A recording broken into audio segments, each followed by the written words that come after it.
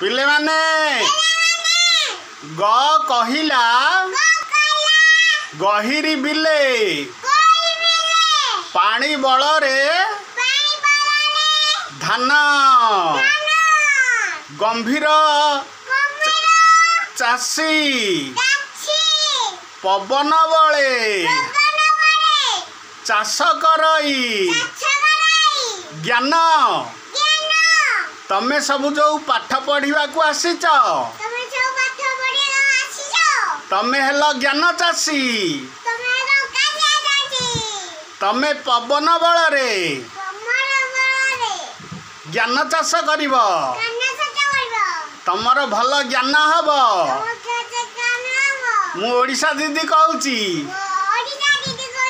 मो कथा मानिब मो कथा मानिकी पाठ पढ़िले तमे भल मनीष हब बुझी पारिल बुझी पारिलनी